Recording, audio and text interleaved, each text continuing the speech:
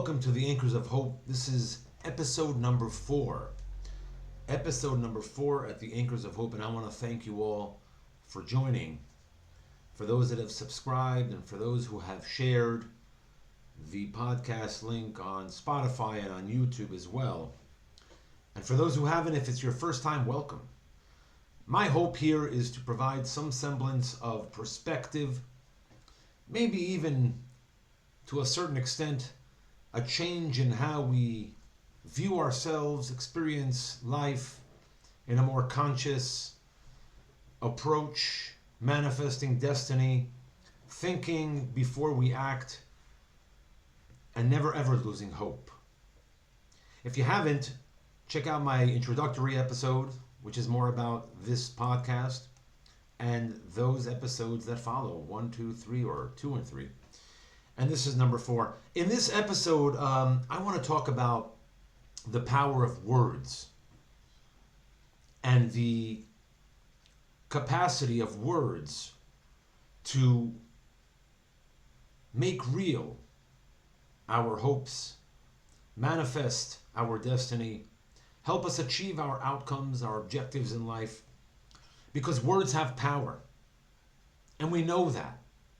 When we've been in an argument with someone, a loved one, a friend, we've come to walk away realizing that perhaps we should have thought before we spoke. And the same thing goes with teammates, colleagues. If you're managing a team, whatever it might be, giving someone a compliment, a good word, can also go so far.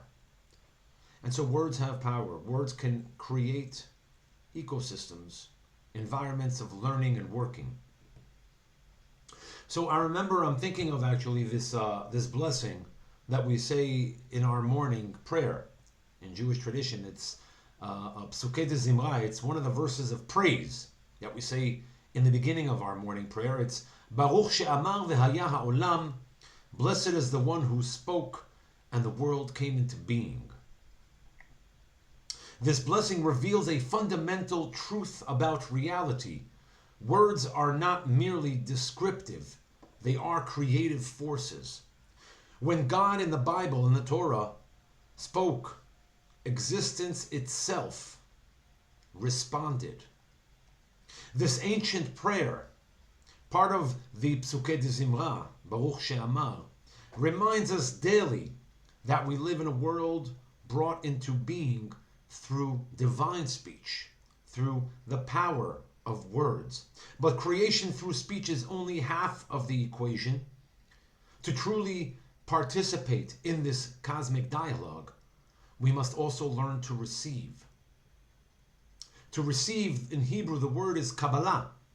Many of us know Kabbalah as this Jewish mystical text and approach to living life spiritually. But Kabbalah literally means receiving, to receive. And while we often focus on the power of our words to create and manifest, we must equally cultivate our capacity to receive responses that the universe offers us.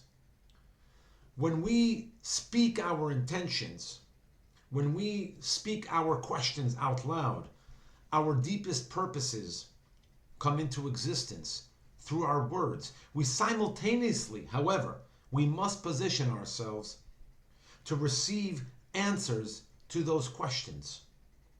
This is the dance of creation. Speaking and listening, giving and receiving, expressing and absorbing. And so we must position ourselves in a space that allows us to be welcoming of answers to questions, of potential opportunities. And in Kabbalah, the Jewish mysticism, there is the concept of the Ein Sof, the infinite. And it teaches us that limitless potential is constantly flowing towards us from God, from the universe, from the world we live in. There is energy flow, and we know this as well. And there's opportunities that are infinite, potential, people we meet.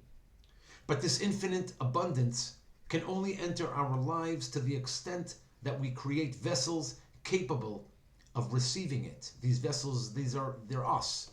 These klei kodesh, these holy vessels.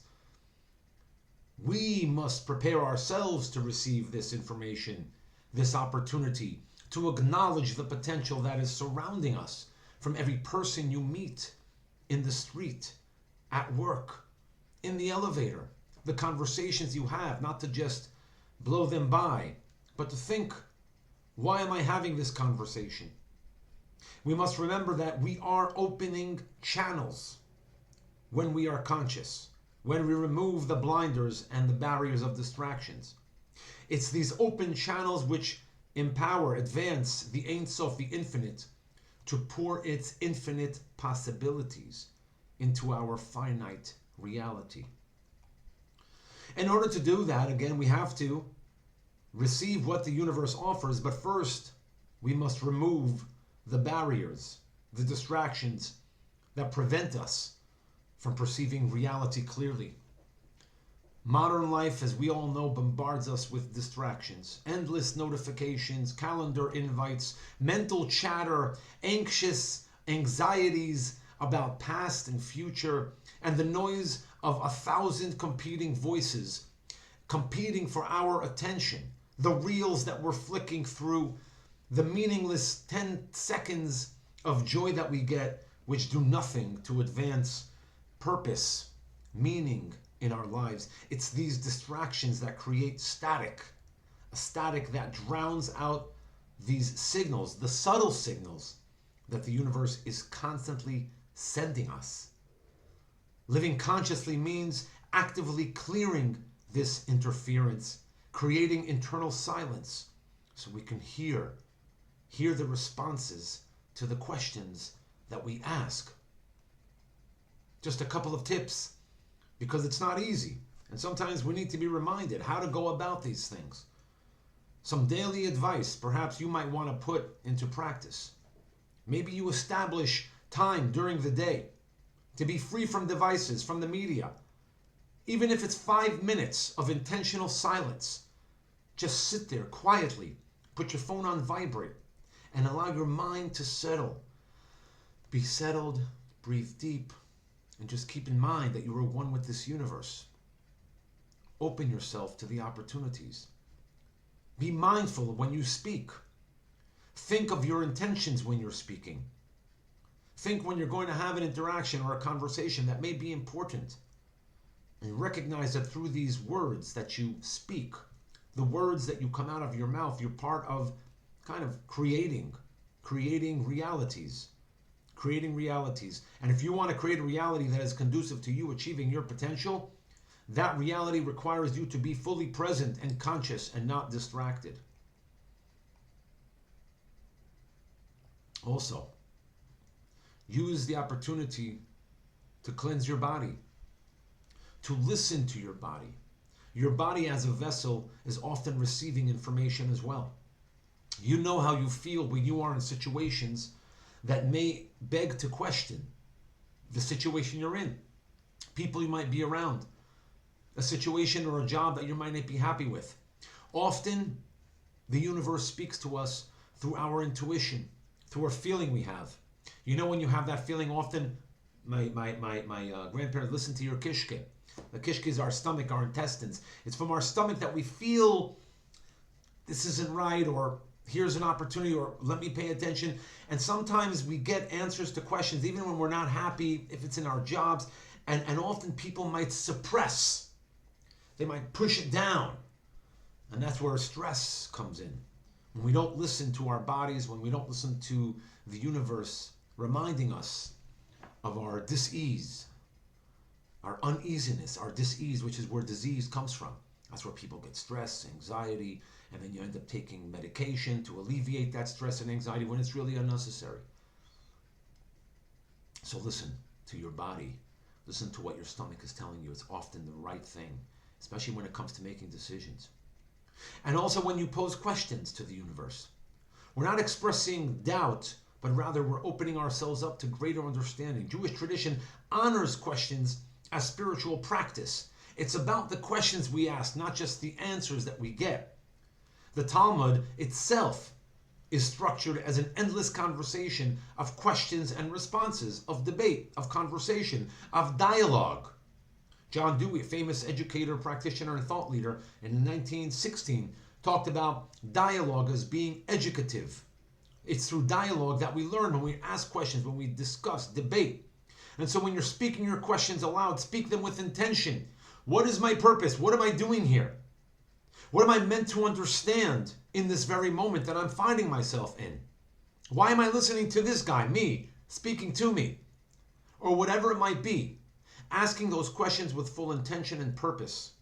And cultivating the presence of mind to be patient and open to receive the answers that will emerge sometime. It's vital that you open yourself up to understanding the fact that the universe speaks to us. And just as we must think twice about the words we use, we must also be available to receive the answers to those questions that we pose. When we understand that the Baruch she'amar v'haya ha'olam, as I said earlier, blessed is one who spoke and the world was created. The world was created with words. When God says vayehi or God says let there be light, and there is light. Now, it's very hard to intellectualize or understand it, but you get the point here, that words can create worlds. Words can lift someone up to the heavens, and words can bring someone all the way down to the ground. This ancient prayer doesn't just describe a one-time event, but it's an ongoing process. Creation is ongoing. Our presence and the questions we ask are ongoing. We recognize that our role is to be an active participant, to usher in our destiny. We can't just sit there and be optimistic. Optimism does nothing, just sits there on the sidelines hoping that someone or something will come and save the day, whereas being hopeful requires an active agency, being an active participant in ushering in your destiny, in being a partner in writing history.